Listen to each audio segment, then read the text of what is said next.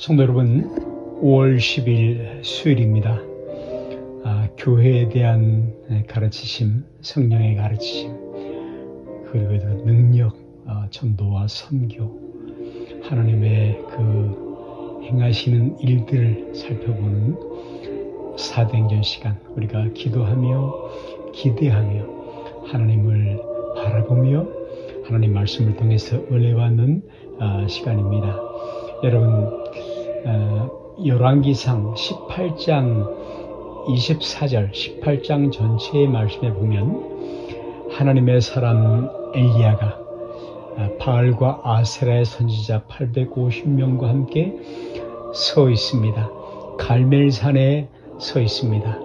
갈멜산은 우리나라 지도를 보면 포항 연변에, 포항 인근에 꼬리처럼 튀어나온 부분이 있는데, 이스라엘을 지도를 그려도 그런 모양으로 이렇게 쭉 지중해를 따라서 흘러내리다가 마치 튀어나온 꼬리처럼 그 지점이 바로 갈멜산 지역입니다. 이 지역에, 이 산에 하나님의 사람과 그리고 거짓 선자들이 함께 서 있었습니다. 엘리야는 그들에게 말하였습니다. 이에 불로 응답하시는 신이 그가 하나님이시다. 이렇게 그들을 보존하였습니다. 그러자 850명의 바알과 아세라의 선지자들은 옷을 찢으며 몸을 자해하며 피를 흘리며 기도하기 시작하였습니다. 그리고 그때 엘리야는 그 모든 결과를 알고 있었죠. 시작하기도 전에 알고 있었습니다. 그리고 이렇게 조롱하며 말하였습니다. 너희 신이 여행을 갔거나 아니면 자고 있어서 너희 기도를 못 듣나 보구나 라고 말을 했습니다. 그들은 엘리야의 말을 듣고 더 칼로 창으로 자신을 자해하며 마치 광난에 빠진 것처럼 하였지만, 그러나 갈멜산에서는 아무런 일도 일어나지 않았습니다. 그들은 완전히 실패하였습니다. 거짓신이기 때문이었죠. 그때 엘리야가 앞으로 나왔고 그는 하나님께 기도하였습니다. 간단히 기도하였습니다. 아브라함과 이삭과 야곱의 하나님 여호와여, 주께서 이스라엘 중에서 하나님이 되심을 오늘 저들로 알게 하옵소서. 이렇게 기도하였을 때, 간절히 구하였을 때 하나님께서는 불로 응답하셨습니다. 응답하시는 하나님, 불로 응답하시는 하나님, 그 하나님은 행동하시는 하나님이십니다. 살아계신 하나님이십니다. 누가복음 3장에는 세례 요한에 대해서 말하면서 하나님 말씀이 빈들에서 사가랴의 아들 요한에게 임한지라. 말씀하시는 분, 행동하시는 분은 언제나 하나님이셨습니다. 그리고 그 하나님이 갈라디아서 4장 4절이 말하는 것처럼 때가 찰 때, 때가 참에 하나님이 그 아들을 보내사 헬라의 철학, 로마의 질서 정연한 법, 그리고 유대 종교, 렐리즘, 종교 방식으로도 구원할 수 없음이 이제 확증되었을 때에, 그때 드러났을 때에, 그 때가 참에 다른 방법은 없는 것입니다. 하나님이 그 아들을 보내사 우리를 구하시려고 보내셨죠. 왜냐하면 저와 여러분은 우리의 있는 모습, 지금 모습 그대로는 하나님 나라에 들어갈 수 없기 때문입니다. 하나님 앞에 설 수 없습니다. 화목할 수도 없습니다. 하나님은 성자 하나님, 아들 하나님을 보내셨고 그렇게 구속의 역사를 행동하셨습니다. 창조의 하나님, 구원의 하나님, 구속의 하나님. 그리고 사도행전 2장에서 우리는 하나님이 교회를 시작하고 계시는 것을 보게 됩니다.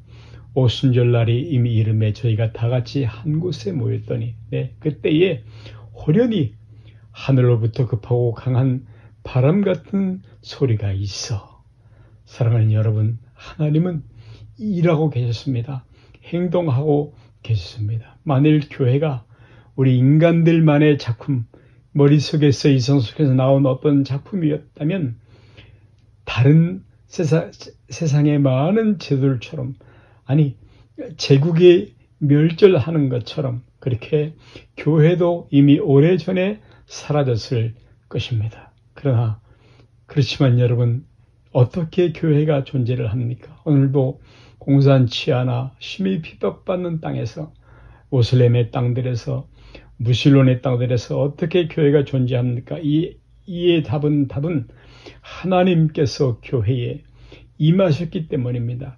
부흥 가운데 임하셨기 때문입니다. 중세 천년의 끝무렵 종교개혁을 보십시오. 하나님은 빈들에서 세례 요한에게 말씀하신 것처럼 당신의 종 마르틴 루터에게도 말씀을 주셨습니다. 그리고 그 말씀을 주시고, 그리고 말씀의 능력, 성의의 능력을 주셨을 때에 그 사람 마르틴 루터 한 사람은 중세 천년의 역사, 그동안에 하나님의 말씀의 가르침이 너무 이기적으로, 종교적으로 거대하게 네거티브한 쪽으로, 불완전한 쪽으로 변해버렸던 그 부족한 변질된 교회를 뒤집어 버릴 수가 있었습니다. 성도 여러분, 아무리 뛰어난 것처럼 보이는 사람도, 모든 사람도 위대해 보이는 사람이라 할지라도 모든 사람은 반드시 구원을 받아야 합니다. 모두 구원받아야 합니다. 로마 3장 10절은 의인은 없나니 하나도 없다라고 기록을 하고 있고, 시편 51편 5절에 우리는 모두 죄악 중에 출생했고 죄 중에 잉태되었다고 말하고 있습니다. 하나님의 진노가 모두 위에 임하여 있습니다. 성도들이, 우리는 마침내 병들고 부패하게 될 것입니다. 희망이 없지요. 인간에게 전혀 희망이 없습니다. 그런데 하나님이 말씀하십니다. 그런데 여기 희망이 있다, 여기 굿뉴스 복음이 있다라고 전합니다. 하나님이 계시며, 그리고 하나님이 이 땅에 내려오셔서 구원을 베푸시는 분이시다라는 것을 말씀합니다. 요한복음 3장 10절에 이는 저를 믿는 자마다 멸망치 않고 영생을 얻게 하시려고 라고 말씀을 하십니다.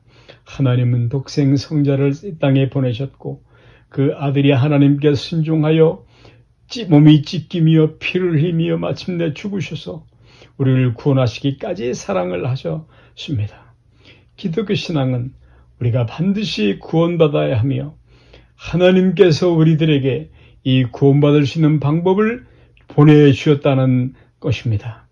오늘 사도행전 2장에 말하는 것처럼 하나님은 급하고 강한 바람을 보내셨습니다. 바로 우리의 구원을 위해서입니다. 교회를 위해서입니다. 그리고 교회의 메시지는 하나님께서 그 백성을 돌아보사 속량하셨다입니다. 누가복음 1장 68절이죠. 다시 한번요. 하나님께서 그 백성을 돌아보사 속량하셨다. 성도들이여, 영접하십시오. most welcome. 거부하지 마십시오. 받아들이십시오. 하나님께서 그 백성을 돌아보사 속량하셨다. 하나님의 지혜와 능력으로요. 급하고 강한 바람 같은 그런 변화하는 힘으로요. 여러분, 기독교 신앙은 변화를 일으키는 능력입니다. 물이 변하여 포도주가 되는 것처럼. 그리고 사람들은 묻습니다. 이 어쩐 일이냐? 이 변화의 능력에 대해서 사람들은 묻습니다. 이 어쩐 일이냐라고 물어보는 것입니다. 이 일은 지금도 계속되고 있습니다. 하나님이 일하시는 하나님, 지금도 역사하시는 하나님이십니다. 살아계신 하나님, 참되시고 살아 역사하시는 하나님, 우리 모두의 심령 가운데도 거룩한 불을 보내주시옵소서. 그리고 오늘 우리가 사는 이 세대, 악하고 죄 많고 음란한 이 세대 가운데도 급하고 강한 바람으로 일하여 주시옵소서. 예수님의 이름, 거룩하시고 권능 있는 그 이름으로 간절히 기도하옵나이다. 아멘.